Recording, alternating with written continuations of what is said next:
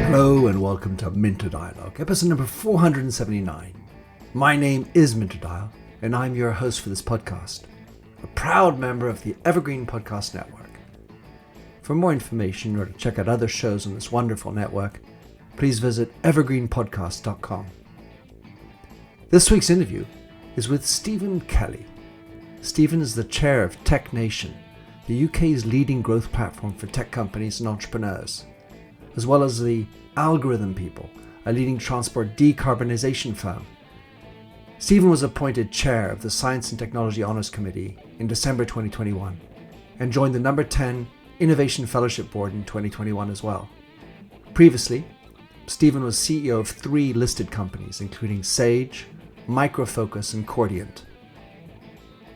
In this conversation with Steve, we discuss his experience as a top executive, the ways that leadership has changed and the new demands on leaders, the different cultures of entrepreneurship, working on the customer experience, purpose and prioritization. We also look at issues of gaining trust, failing fast and learning better, and a whole lot more. You'll find all the show notes on minterdial.com. And if you have a moment, please do consider to drop in your rating and review. And don't forget to subscribe to catch all the future episodes. Now for the show. Stephen Kelly, what a pleasure to have you on my show. You are the chair of Tech Nation, former CEO of 3 listed companies, an angel investor, a man about town, a man who knows a lot about tech. You also work with the government, or in the government, I should almost say, closely. And I would love for you in your own words, Stephen, tell us, who is Stephen Kelly? Yeah, I guess fundamentally a company builder, entrepreneur. Very fortunate to have spent almost 10 years at Oracle back in the 80s and 90s, working with brilliant people like Steve Garnett, Mark Benioff, Polly Sumner, Ray Lane, obviously Larry Ellison. But we didn't probably realize it at the time. They were number one, very talented entrepreneurs, company builders that typically deliver triple growth every year, so 100% compound growth. And growth is something that you get addicted to in terms of companies and success. But what we developed there was playbooks of how to build and grow companies, irrespective of geographies, boundaries, sectors. And I was very lucky. Then I got the chance to put that into practice in a startup in California, where we put it on the NASDAQ after 4 years. As a unicorn. We didn't know it was called a unicorn then, worth $1 billion, worth $2 billion actually, in the fintech sector. And then I, curious whether these playbooks would work, coming back to the UK, a bit more traditional, conservative UK. And they worked stunningly well. A public company called Focus on a huge turnaround. And then actually I got the privilege to say, could they work in the public sector? One of the oldest institutions, the British Civil Service. And they absolutely were to treat there on the reform program and launching things like GovUK to change and improve the life of citizens in the UK. And then similarly, a more staid company in terms of, at the time, Sage, to kind of re-engender and re-infuse it and reconnect it with its customers. And again, great success in terms of growth, winning new customers, winning the hearts and minds of the champions of the economy, who are the small and medium business owners, the entrepreneurs. So, a lot of wonderful experience in terms of leadership. A huge privilege to work with some of the best people who have built great technology companies, creating huge opportunity and wealth for literally thousands of people and employees, but also for communities. And just making a difference. And in terms of my, one of the things really important to me is value-based companies who have huge integrity, who have a modus operandi of putting customer obsession at the heart of the business, but most of all, serving all stakeholders, including the community and the planet, and doing it the right way and creating that social purpose that becomes a bond of trust for all their stakeholders. Well, that is a heck of an introduction, Stephen. When I've had the chance to meet Mark Benioff but never Larry Ellison. If I take those 2 names, you mentioned this playbook. I have to know, or I feel like I need to know, what would you say is the master ingredient in this playbook or the great play? Probably the most important thing, because everything is derived from this, is a compelling vision. So you mentioned Mark Benioff. He's probably one of the best leaders I've known and spent time with. And build a company now, I think revenues this year are $30 billion from a get-go, 20 years ago. But it all started, if you remember, when Salesforce started with a logo, kind of no software. And he had a huge vision to reinvent computer technology and software. And really that was all founded on the cloud. Just like we don't have a generator for electronic power in our house, we just plug into the grid. Likewise, why don't we do the same thing with our devices and computer power and applications? So that was his kind of vision, compelling vision. The next thing he did, which he just brilliantly, is he uses a methodology of how to create the vision, connect it to the execution plan, embed deep values, think about scenario plan around what obstacles you'll have to overcome, and then pick, the dozen or so critical metrics, KPIs, whatever you call them, OKRs, that actually track whether you're on track to achieve your quest. And I think building any company is a quest, it's a passion, it's a dream. And what you do, and you've seen with Mark, is many people who are the cynics would have said it's impossible what he's trying to achieve. And he surrounded himself with brilliant people. And he embeds values right at the heart of his business around equality, diversity, inclusion, and huge social purpose. So he's built the Salesforce Foundation that has a massively positive impact, giving tens of millions of pounds to charities. And 5 days paid volunteering for all his, he must have 40, 50,000 people working for him now. And it makes a massive impact in the communities they serve, whether it's down in Africa or in Atlanta or even in San Francisco, where there's a huge homelessness problem. He actually gets on the pitch of the community and says, we've got to make a difference. We can't just create wealth for just shareholders. We've got to create it for all the stakeholders, including, and have great relationships with suppliers, partners. But you really start with customer obsession, building customer excellence in everything you do, never let a customer down, and embed that customer ethos at the very heart and the DNA of the company. And then obviously hire great people, give them a great social purpose. We connect them to the mission and the vision to be hugely successful and empower them in the appropriate way to allow them to be successful. And I think, I'd say he's touched the stars, honestly, and people who have worked there probably have had the best time ever. They've implemented the playbooks, they've seen them work in real life, and they work, and very little is left to chance. And when I started, actually way back at Oracle in the 80s, we'd fly into France or Germany, and they'd tell us, well, actually things are different here. Your sort of American kind of culture and values and programs probably won't work here. And you know what? We spent time, we built relationships, and we gained trust. And these programs work all over the world with very little. Obviously, they're done in local language. And obviously, if there's any difference in the regulatory requirement, they're very sympathetic to those requirements. But they're 90% plus consistent around the world. So it all starts with vision. And you've got to have a compelling vision as a leader. And then, you've got to bring people with you around that and create the rallying cry that really connect the heads intellectually, the hearts emotionally, and the social purpose. And then that means that you've got teams that put their hands to work and build great companies. So I'm listening to you, and I've had the chance to work in many countries as well.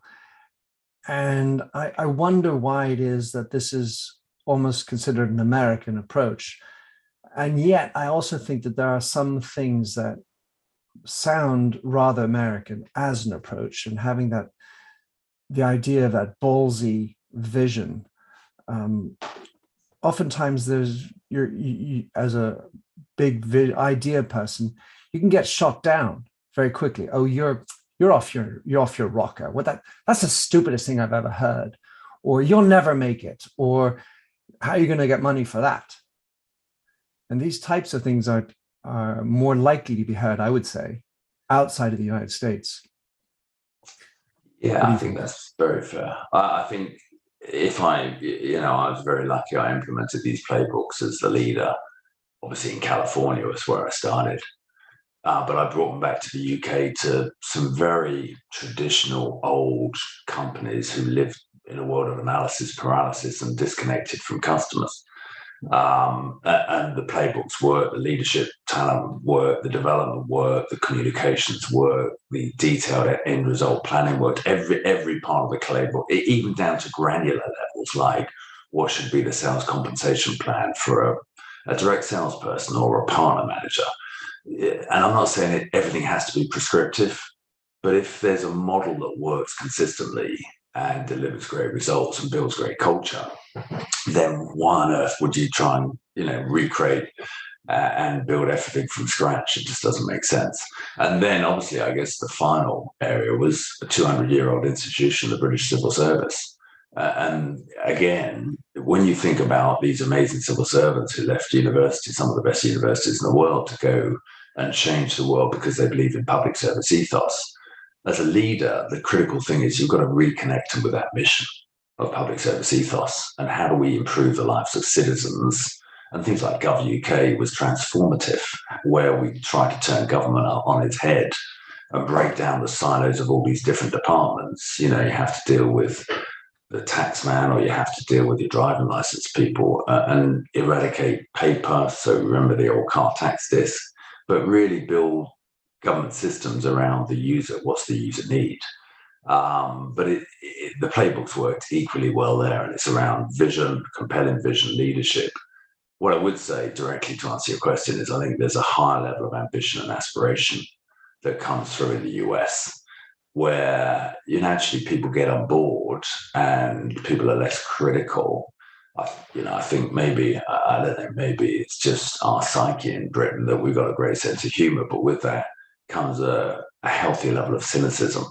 And the role, particularly in the UK, of the press and media, where there's, you get this kind of, if you have someone leave from a village and they go out and become a hugely successful entrepreneur, the whisper in the village is there's something wrong with them, something dysfunctional.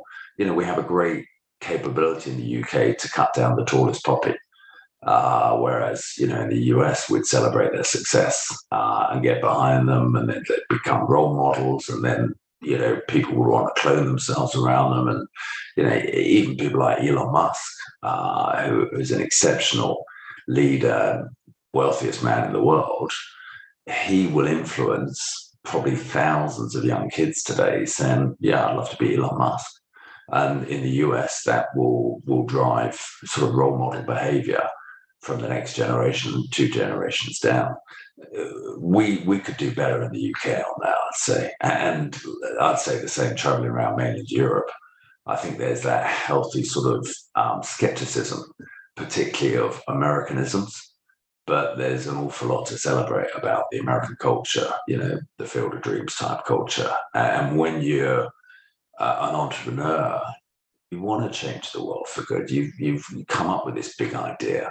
And, it doesn't necessarily have to be the cure for cancer, but it's fundamentally going to change the lives of consumers or the people you serve, the customers, and make their lives better. And that's the mission, the vision that you want to kind of connect to. And I think actually just another thought related to this is it encourages you as a leader to become a great storyteller, where you tell the stories of customers. And I remember, just as an anecdote at Sage, when I went there as CEO, the revenues were flatlining, we were losing customers, we hadn't innovated, we hadn't invested in the product, we actually hadn't really invested in, being connected and serving our customers. So there was loads of cultural things, and no criticism of the people. It's just like, you get into managing status quo in older companies. And when that flame dies in terms of growth, it's a different culture within the company. When you're growing, you're hiring people, you've got promotions, you've got bonuses, you've got all the things that growth is good. And we said, you either grow fast or you die slowly. And for companies, that's a reality. especially in technology, because someone else will eat your lunch. But I got the 200 top leaders together in Sage within 4 weeks of me turning up for a company meeting for a couple of days. And the first question I asked after introductions was, put your hands up if any of you have seen the customer in the last month. And I was pretty shocked that only 5 hands went up. And in that room, I had country leaders, I had heads of sales, I had heads of marketing, I had heads of customer success, or customer services, they call themselves then. And only 5 people had spoken or seen the customer in the last month. And that says that we have something deeply flawed in this company where we kind of need to really transform it and really reconnect everybody in this room to customers. Whether they work in finance or whatever function they work in, they don't just have to have a sort of sales title in their name. We have to connect the whole, in that case, 15,000 people with a mission of serving these heroes of the economy, these small and medium business people. When you go out and meet them, you go to Birmingham or you go to Atlanta or you go to Sao Paulo, and you see that this is a life of blood, sweat, and tears for these business people. And they're living their own dream, whether it's a florist or it's a retailer or it's a chain of coffee shops or it's a chain of pubs and restaurants or a manufacturing company. They are passionate about their life and their life's effort to build their business and be the best they can in their business. And, as a supplier to them, you have a huge, I felt, responsibility to innovate and give them the best technology and allow them to run their business rather than worry about technology, and really just, let them spread their wings and fly like eagles towards their vision and their dream. And their business success. So it's that whole narrative. And, I used to go around, probably in the first 90 days or so, 1,000 customers myself. And I just brought stories about, a florist in Birmingham or a manufacturer in Manchester or up in Newcastle where we had 2,000 people working. Just to reconnect everybody in the company with the sense of the mission and the vision and how we're trying to improve the life for these business heroes of the economy who create all the jobs out there and the prosperity vital to their rural and urban communities. So I think, I'd say definitely the US, I think, are unleashed and unbridled in their passion for ambition, aspiration, and express that incredibly well in leadership. And I still think in the UK, we've got a bit of a fear of failure. Whereas great companies tend to have a culture where they fail fast, learn quickly, and build product market fit that really makes a difference to their customers. That ability to connect with, listen to customers, something I've listened or thought about a lot in the past, and I have 2 anecdotes. One is when I went to work for a very, very, in fact, the largest bank in France. I had the CEO and his 12 cohorts for the executive committee. So this is, I think it was about 30 billion euro sized company. And one of the things I suggested we do is we work on the customer journey. And they, yeah, of course. So, all right, what we're going to do is we're going to get in the shoes of the customer. To which the CEO then said, well, so how do I do that? Yeah. I think, and actually someone who was one of the first marketing directors at Oracle, a great man, sadly now passed away, much loved friend, Mike Evans, said to us all a moment, and he did a big presentation around change and connecting with customers. He said 5,000 years ago, the Egyptians buried people in pyramids. And sadly, today, most modern organizations bury people in pyramids. And that's just so sad and so true. And actually, it's so disempowering for brilliant colleagues to be disconnected. And many, when we reinvigorated Sage and Micro Focus and reconnected everybody to the customers. I'll give you an example of Micro Focus again. In the early days when I turned up, they'd come up with product roadmaps, no customer input. I go and see customers and they do bug lists and tell us, complained about this ages ago, 2 years ago. And literally I'd go into product management and find it on someone's hard disk. We had all this amazing golden nuggets of customer feedback that we'd just sat on And then I go to product management meetings and they're just analysis paralysis. And someone said to me, actually, we had this, they just said we had the same conversation and we made the same decision 18 months ago. We've done nothing about it. Every time we go to the meeting, we have the same conversation, same old, same old. And it was really clear to me we needed to turn the company's head upside down and reconnect. So we got companies like Tesco and Walmart in our offices. I got them to talk at all hands meetings where every month I get all the company together, all hands meetings, and televise it across the world. But we'd listen to the customer stories of why we're fundamental to, say, Tesco's stock management system and why they wanted to move it off mainframes into, cloud sort of based computing at the time, or as it was then, Linux. So we just got loads of storytelling to customers.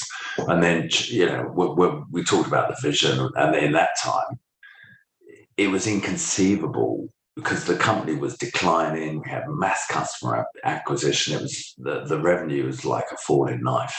It was in free fall. And I said within 90 days, because there were brilliant customers that I met who desperately had compelling business needs that they wanted to serve their stakeholders much better. And we plotted out a way with the team to be at the heart of that. And we thought that we could triple the company in 3 years, from a declining company. And actually the team put the plan together with like 3-day offsite. And then we went back to the whole company at the all hands meeting about 2 months later and presented this 3x3 plan where we're tripling the company in 3 years. And the company at that time was on its knees. And I promise you, there was complete disbelief at that all hands meetings. And, this is down in Newbury, England. There was great intellect in the room. People had come down from Oxford down the A34 to work there for 20 years, but no one believed. And then we set the metrics around what that would look like month 1, month 2, month 3, month 4. And we started hitting the metrics, and the revenue then recovered within 90 days to start growing. In that first year, we did almost 20% organic growth. Within 3 years, we tripled the company in terms of revenues. Within 3 years, the stock price for shareholders had gone up 7-fold. So from like 70 pence to over £5, it was the best performing stock in the UK. And then, with all these things, it's amazing. Success has many followers.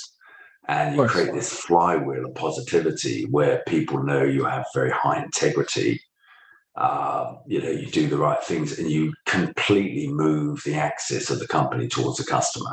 And by the time I left the company, we changed the engineering floor and product management floor to have all these sprint rooms, which are all open plan, really great working environments. And we had customers in every one of those sprint rooms, 2-week sprints, for actually co-developing the product to make sure it met the customer's needs. And, and I know from people in the company who ran product management, they found that so much more rewarding, invigorating, and satisfying to know immediately in real time what the customer feedback is, rather than this kind of glacial experience that many British companies still suffer from, where there's this disconnect from the customer. Having the customer in the room is so powerful. You can't always create that, but having the CEO leading the charge, back to your French bank story, again, the CEO could easily do visits to Bordeaux, Montpellier,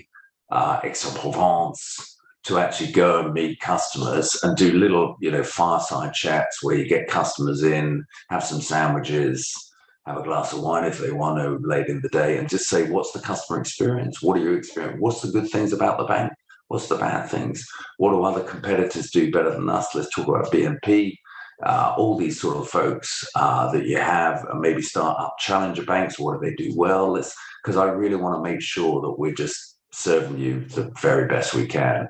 And again, not having you worry about financial security because your bank's kind of in the slow lane. We want to be at the leading edge. We want to be an innovator. We want to be there for you throughout your life. We want to have customers for life. We want your children to come because we've got the best mobile banking service. We've got the best savings plans for them to get them through college, whatever it is. And when you hear CEOs do that, it just gives them such rich material to take back into their executive meetings, for internal meetings or hands meetings, to tell customer stories. Because, these customers, like all of us, are just human beings who want to do the right thing. I want to have a fantastic service from our bank. And it's exactly the same in a technology company, in a retail company. And the more and more I see CEOs out there in the trenches with customers, they're the CEOs that you would actually want to gravitate towards in terms of joining those companies, backing those companies, invest in those companies, because they'll be the successful companies, they'll be the winners. My name is Cindy Burnett, and each week I interview at least 2 traditionally published authors on my podcast, Thoughts from a Page. We talk spoiler-free about their books, so you can listen whether you have read the book or not. And then we delve into things that you most likely won't hear about anywhere else. The importance of the cover design, why they included various aspects of the story, personal details about both the books and the authors' lives, and so much more. You can find the podcast on every major platform and learn more about it on my website, thoughtsfromapage.com. Thanks so much for checking it out. Reminds me of the work that I've been doing. I have a chance to work a lot with the company called Pega Systems. Yeah. And Alan Trefler, the CEO, is someone who absolutely looks towards the customer and embeds the customer in his Pega World conference and such. And then secondly, I was thinking about another French company for which I worked for 16 years, where we would do lots of road trips to see customers. And yet we were in the beauty business. These trips were as manicured as could be. And one of the qualities that one must look to is not just visiting a client, but having the humility and the respect of the customer to listen deeply and not say, oh God, what's he rambling on about? Or why is he complaining about my product? Or is he just saying platitudes because I'm the CEO and he's a lowly hairdresser? Yeah, so you're absolutely so spot on with what you say there. And Alan Trefler, rock star, as well as a brilliant business leader. I got to know him out of Boston when I was in California. Brilliant leader. Built a great company. Also, a really interesting character because he's a chess grandmaster. I know that. So my son is a chess player and coder. So I've been angling my son to try to replicate Alan's sort of approach. And actually, the other thing, my experience of the greatest leaders, and I use Benioff in this, and the most successful, they are incredibly compassionate, warm, wonderful human beings. Alan Trefler, I'd absolutely put in that category. Wonderful person, high integrity, high trust, does the right thing, embedded within the culture of that company, Pegasystems. So a lot of respect there. I think also sort of coming out the pandemic, I think we're going to move into a world where trust has to be at the heart of every relationship. And particularly, we had a world where control freaks wanted everybody in the office, and in the old days, you had clocking in, clocking out. Then you had the pandemic and everybody worked from home. And now we've got a lot of companies that are quite schizophrenic about what is the model that they should explore. And obviously, my view is go and talk to the people, because people are smart. Go and talk to your employees and make sure that you build a fantastic environment for them to thrive and be the very best version of themselves. But to do that, sometimes they're invariably going to be working from home. So you need to have that bond of trust. And if you have that trust, I think you find that people just excel and always exceed their potential. I believe, again, listening, you talk about that. One of the things we did in every company I've run actually is bring leadership development to the fore, and everybody going through leadership development, including myself. And actually, the other thing that I thought was really important is the leadership team have to deliver the leadership development content. So if we're, for example, we used to have this phrase, feedback is the breakfast of champions. So what is the model? Again, playbooks, what's the best model for getting feedback? And interestingly enough, I think the only country in the world where they don't value feedback if it's given appropriately is China. So every other country, based on human psychology, appreciates feedback if it's given constructively. So we had little models of, every meeting that this was, we had the training. Then if we went to investor meetings with investors, pop up to Edinburgh, we go to see Standard Life or Aberdeen. Afterwards, the CFO and myself, we said what worked well, because again, you do a standard sort of structured presentation or you do a Q&A. So what worked well? What did we do well? What could we improve for next time? Even better if, what didn't work so well? And just be very honest. It's no ego. No, just leave your ego at the door. It's not a personal attack, but how do we improve? Because again, I think to build great companies, you need to have a learning environment where people get care and feeding around their not mental health, not physical health, but also, obviously you have to have those, but also their learning journey as well. So I think I am a big believer in thinking about colleague for life. When you start working in one of the companies that I've led, you may choose to go on, you may choose to be an entrepreneur and build your own business, fantastic. But you need to know if you're a top performer, you're always welcome back. And even if you aren't and you go elsewhere and you're very successful, we need to say that you're part of the alumni, because you're always going to be a spokesperson for the company and you'll tell people what the company is like, what the culture's like. So you really need to have that soul for a company where if the leadership has a compelling vision, develop with the team, the leadership listens to people, both customers, employees, suppliers, partners, local community, and then acts on that, then I think it's very powerful. And listening, you're so absolutely spot on. It's a two-way process. And I think there's always a danger, particularly the more successful you are, that you start believing your own PR. And I think that's where, for CEOs and founders and boards, they need to go out and talk to colleagues, employees, and they need to go and talk to the disruptors and the mavericks, not just the people who just tell you what you want to hear, because you need to have that reality check. But the best way you do it is just be yourself, non-threatening, just want to listen, ask big open questions like what's the experience of being a customer of Micro Focus or Sage, and see what that is like, and you'll get great feedback, and then act on that feedback. And as obviously a leader, I think there's three critical qualities you've got to have. Is you've got to be decisive, you've got to be really good at prioritization, but most important probably is you've got to bring the team with you. And part of that is you do the listening, then you put that in the mix of priorities. And again, if you're not going to do anything about it, just go back and say, look, we've got so much on our plate. What you said is really valuable, but we're going to have to come and look at that in a year's time. But just because we're, just got so many critical priorities, and we'll explain what those critical priorities are, but your feedback is incredibly valuable. And then in a year's time, say, we've done it, we sorted out your problem, or sorted out what you gave us feedback on.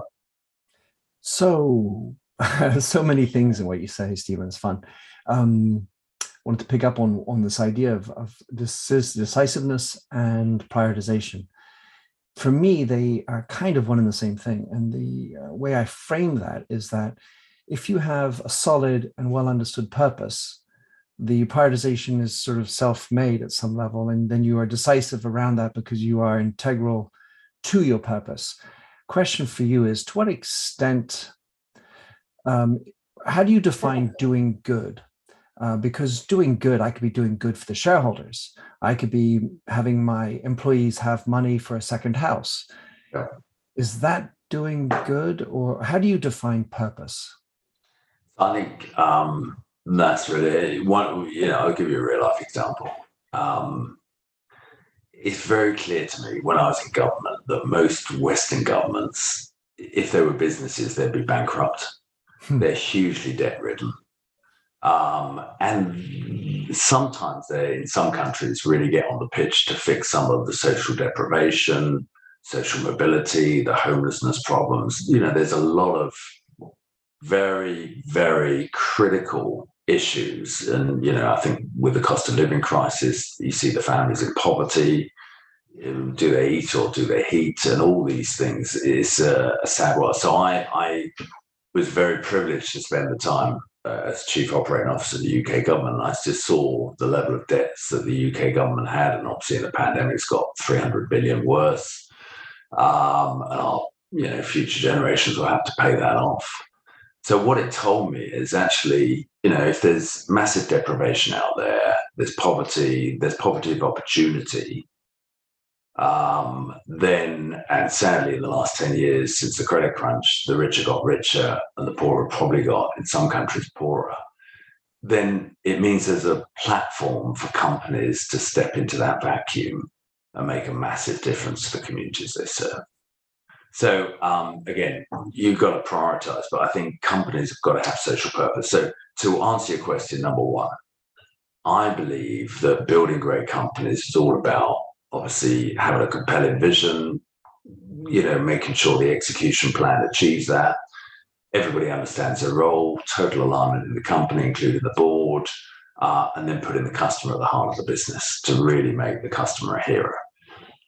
If you do that and you serve customers brilliantly and you hire the best people and build a culture that people are really proud of and thrive in, then you've probably got two sides of the perfect coin, customers and employees. And obviously you need to do the right thing in terms of how you treat suppliers, how you work with partners.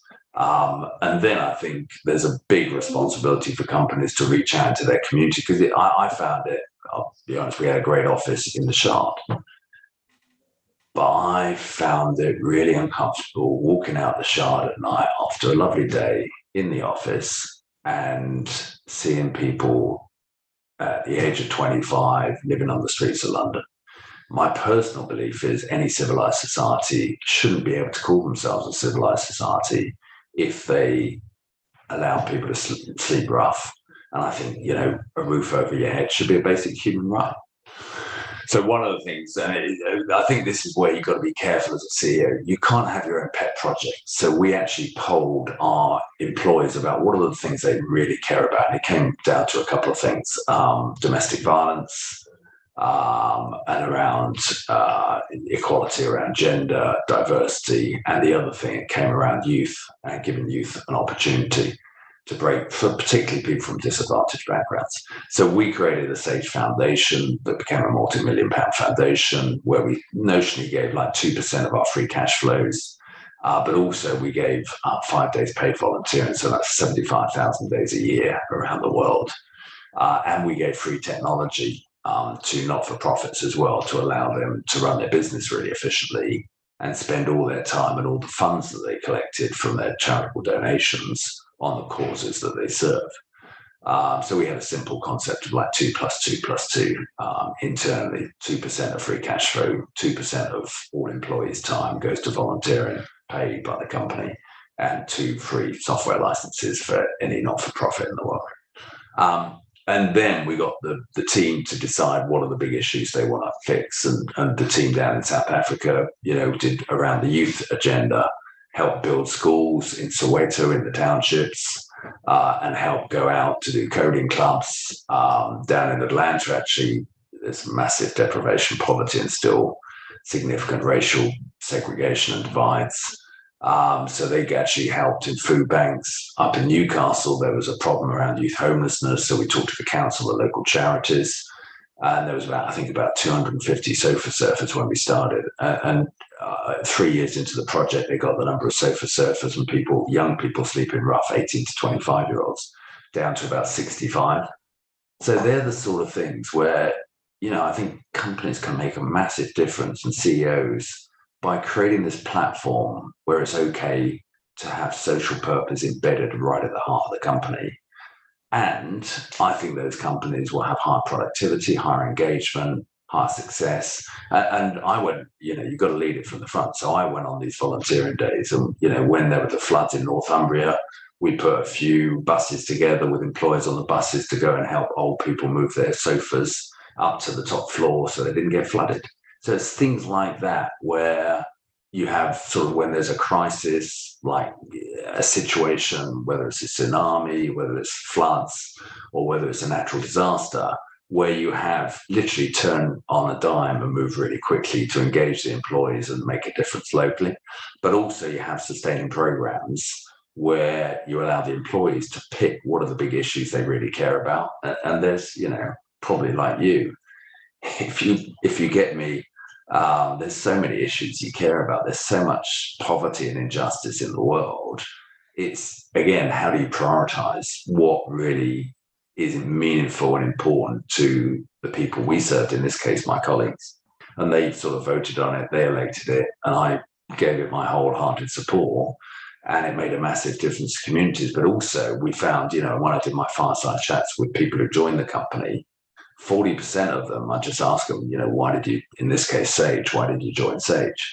40% of those new starters, Gen Z millennials, said actually the Sage Foundation was probably the biggest factor for why we joined the company, because it's clear this company's got a very strong social purpose. And you put purpose almost above profit, which is fundamental. And you absolutely obviously care about customers, but you care about the communities you serve. And that's why we joined Sage. And then we found it a massive engagement tool, massive retention tool. And it became a model for other companies. And the final thing I say is, I went on, we cleared parks. We did loads of different things. There was a Girl Guide space where they haven't been able to use this camp. So we had 400 volunteers go and clear it for a day, which, I was pulling out Russian knotweed and all this sort of stuff. And I'm not very competent at that sort of stuff. So I was just directed. I was just one of the team. But the really interesting thing is loads of customers came on that, and loads of our partners came on that as well. And it was probably the most bonding event. You could do big conferences, you could the NEC, the O2, but actually going to do good that changes people's lives in the communities with your partners and customers, it's a very humbling and hugely rewarding experience. Again, so many thoughts, Stephen. So first observation, I love the fact that in your storytelling, you have the 3x3 and then the 2x2x2. That's a master class for anyone listening on how to tell stories. Secondly, I love the fact that you roll up your sleeves. It reminds me of a friend of mine whose father was a colonel, and he was proud to show me a photograph of his father, Colonel, pushing a Jeep out of mud in something like Botswana or something, and mud all over his face because the wheel had spurred, pushed the mud everywhere, splattered the Colonel. Everyone said, "Oh my God!" And he said, "Come on, that's what we're doing. That's what's called rolling up my sleeves and being in the shit." And then on your purpose and profit, interesting thought, which is profit after purpose, profit through purpose. But if you have no profit, you serve no purpose. That's how great. Do you manage that? So it's actually the most important thing for a leader. If you have a compelling vision about how you're going to change the world for the better, the good of your customers, and you hire great people, rock stars, A-star people hire rock stars, and you empower them and you align them behind the common vision, then you're going to have a brilliant high growth company. We used to say growth cures all evils. It's not quite true. And I've said before, grow fast or you die slowly. But when you're building that high growth rocket fuel company where people are really engaged, serving customers, delivering a vision, your shareholders are going to be clapping from the sidelines because they'll be richly rewarded. But what you shouldn't do is think about, how do I drive the short term? How do I drive profit over purpose? And how do I spend life on just shareholder return? Because they're the byproducts of building great companies. You do the right thing, you build a great company, you put the heart and soul into customer obsession, you hire great people, you just, fuel their energies, and you support them with great leadership development, a great culture, really strong values, things like speak truth unto power, do the right thing. These values where people know that they've got the license to challenge anybody, including the CEO, creates a fantastic, vibrant meritocracy where people really feel valued. And you obviously go the extra mile in terms of physical, mental health care support, loads of stuff. Again, we've done, we had mental health first aid officers just trained like physical first aid trusts and people watching out for each other, because you are creating, exciting companies where people love being there. But there's a risk that they get so excited about the vision that they kind of, put themselves and potentially even risk burning out. So you've got to put some safety valves in there to make sure that everybody's sort of feeling responsible for their colleagues. And it's not just some people who sit in HR who take responsibility for that. But I would say, really directly to point, if you focus on the right things, build a great plan to deliver that vision, empower your people, put customers at the heart of it, you will deliver outstanding returns, superior returns for your shareholders. And the experience I had when I was at Sage, the stock price flatlined for years and went down. When I joined, put the team together, effectively put the playbooks in place, innovated the company. The cloud revenues grew from like 2 million in 3 years. They were about $500 million. So exponential growth in terms of success. And the share price doubled. Micro Focus, I told you the story there. We wanted that kind of, how do we triple the company in 3 years for 3x3 program? The share price went up by 7-fold. So we're literally, every year I kind of visited the investors in Edinburgh. They just said, you're the best performing company in our portfolio. But we never, ever sat down and said, how do we drive short-term share price improvement? No way. And actually, I'd say this is a difference in philosophy. It's a much bigger conversation. But there's almost like a drug addiction in the UK fund management institutions, no fault of their own, but they've just been used to it through the years on dividends. Whereas great management teams and board actually probably shouldn't pay dividends, because every dollar of profit should get reinvested in growth. And only management teams that run out of ideas on how to grow do things like special dividends and increased dividends. Because if they knew how to grow and they could deploy that capital effectively to fuel further growth, that's what they should be doing. And therefore, you've got a binary choice. You've got a lot of fund managers in the UK who are income-based, and they just search for companies with great dividends. And that's the way the whole kind of status quo has worked. But where you have exceptional companies, they tend to be growth companies. Would you want to have a 3% dividend from a company that's flatlining its stock price and flatlining growth? Or would you prefer a company growing at 60% per annum? And if you're growing your revenues at 60% per annum and your net promoter scores with customers is 80 and customers are raving fans and advocates, in reality, your share price is probably going to be going up 50, 60% per annum. Where would you like to put your money, your investment, your pension? And to me, it's pretty clear. And that's why the FTSE 100's flatlined for, 5 years, been around 6,000, 7,000. And that's why even with the recent correction in the public markets, the S&P and the NASDAQ can perform much better, because they tend to reward growth companies. And there's a high proportion of high growth companies within those indices.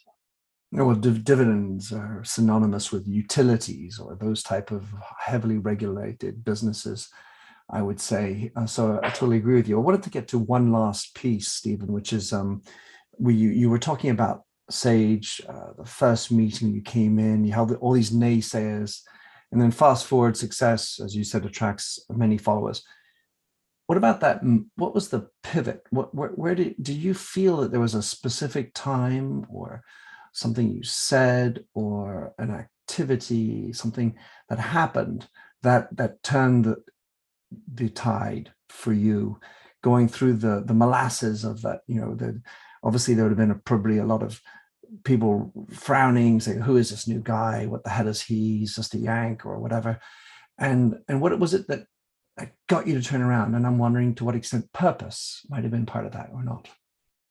Yeah, so it's probably three things. We've touched upon a couple of them. One is I got the team to put the plan together and use the playbooks to do that. So we facilitated basically a couple of days workshop where it was all about end result planning, about building the compelling vision, how that translates to changing the lives of these business heroes, these entrepreneurs, these small and medium businesses. Was that facilitated by a consultancy? No, we did it ourselves. So we did a lot of this, and I think it's much more authentic if you see, your chief people officer or your chief executive standing up and delivering the how to and where this has worked before. And it's the same sort of methodology people like Mark Benioff use in Salesforce. And that's cascaded. He's used a methodology called V2MUM. Any of the audience want to check it out, go online, check out Mark Benioff, V2MUM, vision, values, methodologies, obstacles, metrics. But it's the same core essence. In Sage, we call it VSGM, vision, kind of goals, strategy, metrics.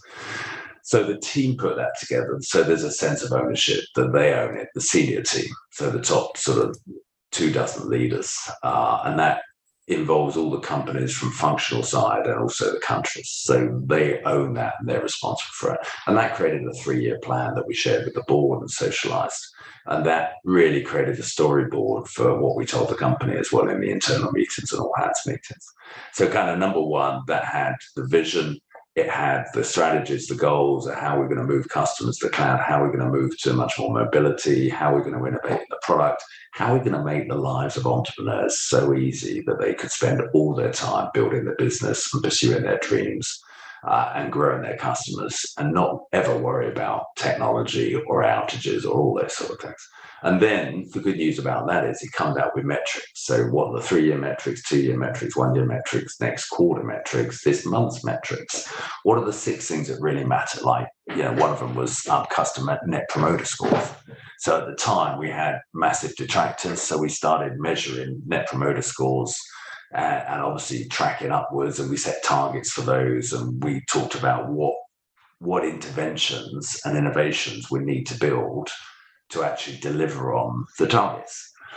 So that's number one. Then the second thing is, with all these things, I think naysayers and cynics, I welcome them because they give you good challenge. And again, you never want to believe your own PR. So it's good to have that challenge in the room, and you want to have a culture where you embrace that, you listen to it, and then, evidence-based, is that substantiated? Because if it is, then you don't want to do something where you go careering off into a long-term failure. And what you might do is kind of create a little scope of a project where you start something or try something and test drive something.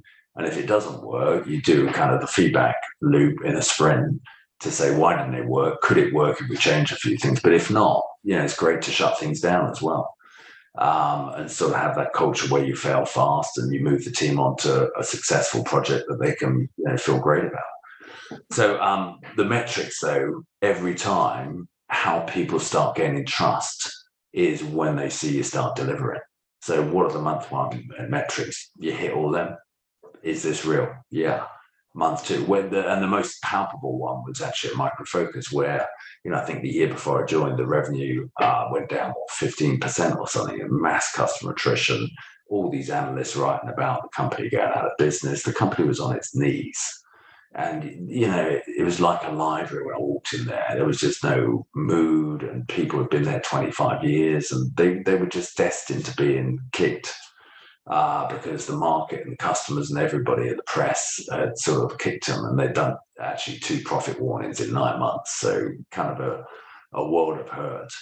But when they saw actually, massive vision presented around 3x3, and then I was very authentic and honest and said, you probably won't believe this, but just stick with me and stick with the team. These are the metrics we've set for the next 90 days. So every time you set waypoints, and then 90 days later, you go back and tell them what worked well, what didn't work well, what we hit. Fortunately, the first few times we arrested the decline. We started within 90 days growing again. By end of year 1, we grow organically by almost 20%. And then we set out the next year's plan, and then people start believing. Obviously, if you keep on saying, this is the metrics, this is how it achieves the vision, we tick off all the boxes, they're all in green, then people start believing, and the cynicism dies away. And then the third thing, which is really important for the leader, is to make sure you're on the pitch. So you're not in an ivory tower. Things like, another example, when I turned up at Sage, the company had a private jet. What are we thinking? What are we thinking? I went to Dublin on, I don't know, Ryanair or someone, 70 quid flying. And the guy who picked me up had always worked with a company, lovely man, chauffeur. He said all the other CEOs come in at the private jet at this private airfield. And I just think we're part of the people. We're not part of an elite. We're not part of an ivory tower. So when they see that the people at the top of the organization are just like them, just kind of, we all, reality, this is a philosophical thing to say, we all come into the world with nothing. We all end with nothing. So what makes a difference is the journey and the quest of while we're here to make a difference while we're here and do the best we can. And create followers, do the right thing, build companies, build opportunities, build everything we've talked around social purpose. But when they see that and they see the CEO out with customers and the CEO on Twitter or LinkedIn talking to customers and posting videos of customer good news and bad news, what's working well, what are they upset about, what are competitors doing better than us? Just bring in every real conversation around the customer life, a day in the life of a customer into the room. Then I think it makes it very authentic and very real. And people, again, gravitate towards trust and authenticity, particularly at a time, whether it's in the US or around the world, where probably trust from people like politicians is declining. And I think it's the case, 70% of employees say the person they trust most is their company CEO. So that places a huge level of responsibility on chief executives, board members, executives team to not only walk the talk, but also show that they do it in the right way. Well, when you show your imperfections, it's an invitation for trust, I think, and vulnerability, the same idea. Stiff upper lip, be cast aside for certain types of vulnerability. Otherwise, also knowing how to buck it up and have a stiff upper lip when the shit gets hitting the fan is another useful time for being authentic.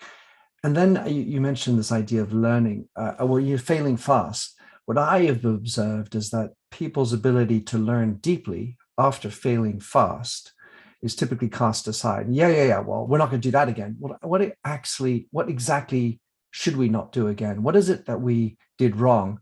And also have owning up to the things that you did as the leader responsible for it shows that, there's an accountability factor as opposed to, well, you did that wrong or kind of blame somebody else.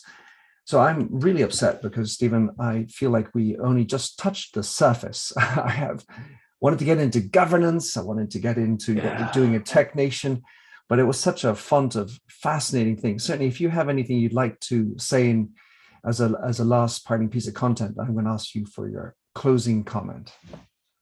Yeah, I just react to something you said, and I totally agree. Because when you either have we could do a whole podcast on crisis management, because, again, at Sage, we had cyber attacks, obviously government, we, really, one of the things I did was I was chief risk and information sort of risk officer. And so there's a whole theme around that. But when you are in a situation like I take the pandemic, it sort of breaks my heart that around leadership, we haven't taken lessons learned from the pandemic. And actually, when I was in government, we helped shut things down. There was a massive £14 billion program called Reconnecting for Health, where, doctors weren't in the room on the user requirement. So no surprise, it was all run by loads of consultants, and they're all nice people, but it was just everything about that program was structured wrong in terms of leadership, who was in the room, what they were trying to do. They're trying to boil the ocean. What they should have done is, iteratively build great stuff and deliver it to doctors to improve ultimately the care that they could provide patients. But very few organizations I've seen effectively do a really good fail fast lessons learned. How do we change? And then it institutionalizes that learning culture in better processes, better systems, better development for their people. And just a couple of examples, there's lots of terrible things in the pandemic. Obviously the personal human tragedy was immense. But what did we learn in terms of transport that could shape the transport policy of the nation? People actually like walking. People like cycling. air pollution reduced by 40%. Do we all need to jump on a plane? Can we go on Zooms? If I was a CEO or CFO in a public company now, I'd transform the T&E policy, the travel and subsistence, and the policy of travel and expenses policy, because you don't need to have all these kickoffs in Las Vegas. No, you don't. If you know people and there's that bond of trust, and I think people actually want to spend time with their families rather than time in Vegas or wherever it is. So it's a moment where companies, governments, people should think about, what do we want to change where we've had learnings? Another example, it made me proud that actually there were no homeless people in the first pandemic, lockdown one. Now, it was a short-term fix and people were moved into hotels and stuff like that. But actually, it just tells us, if you've got the political leadership and you've got the coalition of the willing to fix some of these systemic, massive social problems, they can be fixed. No doubt about it. And now it saddens me, you go back to Manchester or London and you see as many homeless people and younger people who have no hope and have no opportunity and no ladder that they can get out of a life potentially of social deprivation, substance abuse, theft, particularly with the cost of living crisis. It's just sad we don't seem to, as human beings, have institutionally learning better. And obviously I could talk about this. It's a cathartic conversation. But why do we still, in 2022, have genocide and war? And can't we learn to have much more responsible, respectful relationships with fellow human beings and nations, where actually these are great civilizations, and we should, as you know, traveling around the world, it's so dangerous to stereotype the Spanish or the French, because there's 60, 70 million people in France and 30, 40 million people in Spain, and everybody's an individual. But when you go around the world, you find people are good people. People love their communities. People are respectful. People have great civilizations. People love their families. People want to do the best for them and their families. We're very similar. The similarities outweigh the differences. And what we love from our political classes is good dialogue, good mature relationships, less point scoring. And I just think just a lesson we can learn in terms of leaders in business. We want to create that culture where we really do want a vibrant learning culture. We really want to say, fail fast, pick people up, dust people down, say, let's give you a project where you can be really successful. But what did we learn from that? Let's do the retrospective. And how will that change how we address those projects in the future, whether it's a product innovation, whether it's a new customer success program rollout, or whatever it may be. There are all lessons learned around how do you improve things. Because I think the reality I learned, and I've made tons of mistakes in my own career, particularly as a first CEO when I was back at Chordiant in California. I made lots and lots of mistakes there. And, my own vulnerabilities, I think I can share transparently with everybody as I get mature. And I think you become more and more secure in your own skin, so you can talk about what you did wrong, where you made mistakes, and how you do things different in the future. And I think that's a great strength to have in the culture of the company. And you should have the license from the CEO to be able to do that and have a culture where it's embedded. You fail fast and you learn from that. Because the reality of life is, I don't think any of us will achieve perfection on this planet. And some people believe in another life, and maybe they'll achieve perfection there, who knows. But if that's guaranteed that everybody agrees we don't need to achieve perfection, all we're striving to do is be the best versions of ourselves every day. The best versions of ourselves as a CEO, the best versions of ourselves as a salesperson, the best version of ourselves as a coding engineer in Ruby on Rails, or whatever it may be, as a product manager. So how do we do that and every day learn? Because if we do that, we are not only going to be making much more impact on the companies and the customers and the stakeholders we serve, but actually on a personal level, we'll get so much more enjoyment out of it. And the most important thing for all companies when you build them is you've got to have a sense of fun. You've got to make it fun to work, because you spend, 2/3 of your conscious life at work. So you've got to love what you do. and follow your heart. That's the most important thing forever. So I'd add on to that beautiful advice to be the best person that you can be as a father, as a friend, as a spouse, as a person in general, even outside of work. Stephen, fabulous. How can people follow you, listen to you, read what you're writing? You obviously are quite active on Twitter, but on Tech Nation. What would be some of the best links we can send people to? Yeah, probably the easiest thing on any social media, Instagram, Facebook, Twitter, LinkedIn. It's very simple. Just follow me at handle Kelly CEO, SKELLY CEO, which has been a handle for 10 years, and I probably should change it sometime, but I'm not going to. So it is what it is. No, I don't think you need to change it at all, Stephen. And I think I just want to say also, I've listened to some of the other interviews you've done, and I think what you do beautifully is just encourage a very wonderful conversation between the people you have on the podcast. And I think I listen to a lot of podcasts. I'm sure we all do. But it's lovely when I've listened to your podcast and you really draw the person in and engage them in a rich, vibrant conversation about issues we all face or struggles we all have. And I think what you do through the podcast is serve the community and provide sort of richness of care and feeding. And, keep it up because it's fantastic. So I've really enjoyed the conversation and very honored and privileged that you approached me to join your podcast. And I'll keep listening to other guests as they come on too, because I've loved it. Deep thank you to Stephen. And of course, must also give a deep thanks to Janice Gordon, who put us together. So thank you very much. And from my studio audience, a big round of applause. Thank you, Stephen. Be in touch. Great stuff. Thank you. Thanks for having listened to this episode of the Minter Dialogue podcast. If you like the show and would like to support me, please consider a donation on patreon.com/MinterDial. You can also subscribe on your favorite podcast service. And as ever, rating and reviews are the real currency for podcasts. You'll find the show notes with over 2,000 and more blog posts on minterdial.com. Check out my documentary film and 4 books, including my last one, You Lead, How Being Yourself Makes You a Better Leader. And to finish, here's a song I wrote with Stephanie Singer, A Convinced Man.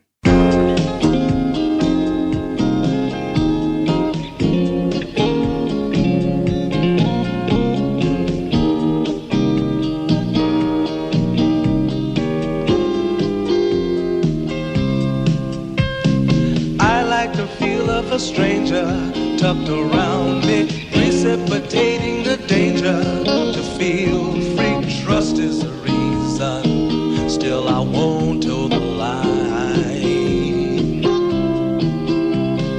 I sit here passively, hope for your respect, anticipating the thrill of your intellect. Maybe I tell myself there's no use in me lying. I'm a convinced man, building an urge. I'm a convinced man, to live and die submerged. A convinced man, in the arms of a woman. I'm a convinced man, challenge my fate. I'm a convinced man, competition's innate. A convinced man, in the arms of a woman. Despise revenges and struggle with deceit. Live for the challenge so life's not incomplete. What's wrong with challenge? I know soon we all die. I like the feel of a stranger tucked around me, precipitating the danger. To feel free, trust in my reason, and let me show you why. I'm a convinced man, practicing my lines. I'm a convinced man, here in these confines. a convinced man in the arms of a woman. I'm a convinced man, bit to the test. I'm a convinced man. I'm ready for an arrest. I'm a convinced man in the arms of a woman.